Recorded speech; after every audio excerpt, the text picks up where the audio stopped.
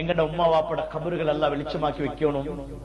என்னுடைய தந்தை ஒரு ஆலிம் அல்ல, ஒரு தையல்காரர், ஹையாத். என் தாய் ஆலிமா அல்ல, ஒழுக்கம் நிறைந்த ஒரு பெண்மணி. நாம் கல்வி கற்றுக்கொள்கின்ற காலத்திலே நாங்கெல்லாம் 14 பேர். நானா, தம்பி, தாத்தா, தங்கச்செல்லாம் எல்லாம் ஹாஸ்டல்ல மாதிரி போலினுக்கு சாப்பாடு போட்டு வைப்பார்கள்.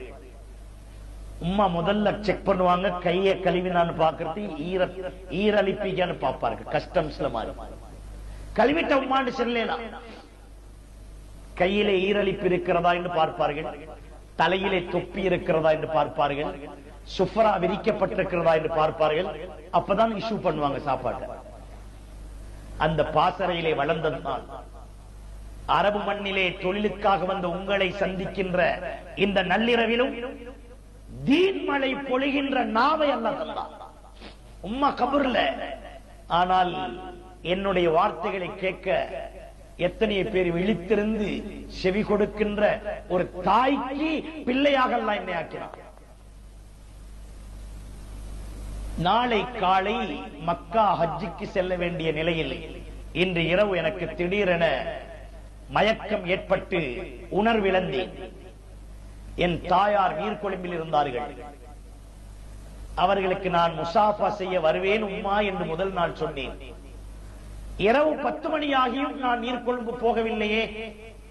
என் தாயார் என் மனைவிக்கு போன் செய்து ஏன் வரவில்லை, வெள்ளனைக்கு போறேன் என்றாரே, சலாம் கொடுக்க வாரேன் என்றாரே என்ற போது என் மனைவி சொன்னார்கள், மாமி, அவருக்கு திடீரென உணர்வற்றவராக கட்டிலே வைக்கப்பட்டிருக்கின்றார், டாக்டர் ஓய்வெடுக்கும்படி சொன்னார் என்றதும் என் தாய் பதறிக்கொண்டு ஒரு வாடகை வேனையும் எடுத்துக்கொண்டு என்னை பார்க்க வந்தார்கள்.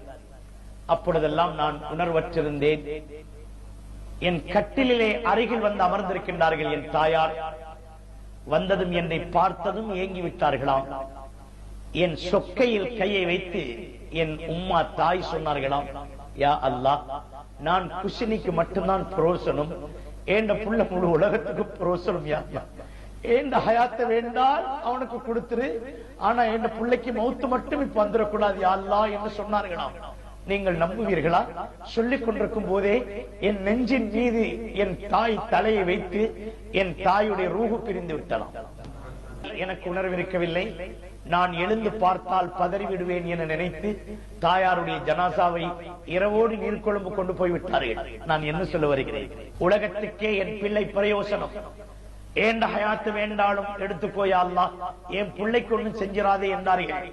அல்லாஹ் உடனடியாக கபூல் செய்தான். அவர்களுடைய விசால தான் இப்ப நான் வாழுகிறேன்.